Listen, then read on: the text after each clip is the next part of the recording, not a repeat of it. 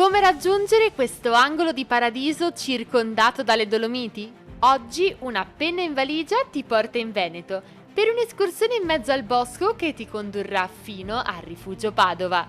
Insomma, un trekking perfetto per una giornata della natura tra ottimo cibo e tanto relax. Siete pronti? E allora partiamo dal lago di Centrocadore e poi proseguiamo lungo questa stradina con direzione Rifugio Padova. È piuttosto stretta ma vi risparmierà un bel tratto di asfalto e una volta parcheggiato qui si prosegue lungo il sentiero.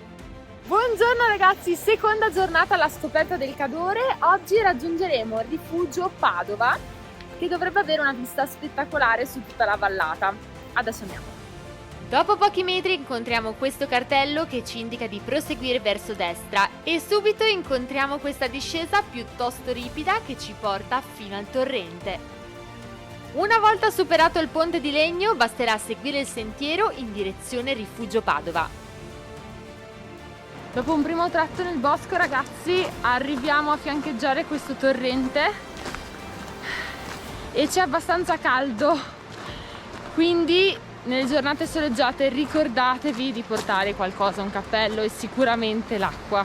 La vista che si può godere lungo questo tratto è a dir poco incredibile e una volta attraversato un secondo ponte in legno ci ritroviamo immersi nel bosco. Vi avverto, questo tratto del percorso è tutto in salita, ma perlomeno sarete quasi sempre all'ombra e potrete incontrare tanti piccoli amici. In tutto abbiamo camminato circa un'ora, ma dopo tanta salita eccoci arrivati al Rifugio Padova. No, un momento, questo è il Rifugio Padova. Vi sembrerà di passeggiare all'interno di una vera e propria cartolina e avrete a vostra disposizione un intero parco per rilassarvi e ammirare gli spalti di toro. Siamo arrivati finalmente al Rifugio Padova ragazzi, sembra davvero di essere a casa di Heidi e noi ci premiamo con questa birretta che ci sta tutta.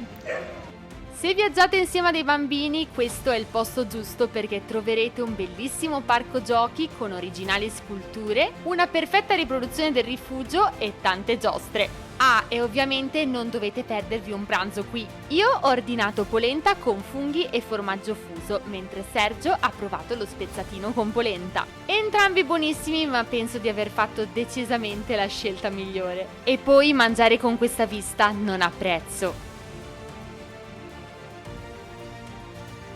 Allora ragazzi, qui dal Rifugio Padova partono tantissimi trekking, soltanto che oggi l'abbiamo presa un po' in relax, vero? Sì. Perché torniamo a casa e quindi niente, sarà per la prossima volta, però è un ottimo punto di partenza e si mangia divinamente. Se ve lo dico Gito a io. prova! E dopo un po' di relax sul prato, ritorniamo lungo lo stesso sentiero, questa volta tutto in discesa, fino ad arrivare al parcheggio. Se ti è piaciuto questo video lasciami un like e iscriviti al canale per scoprire nuove destinazioni di viaggio.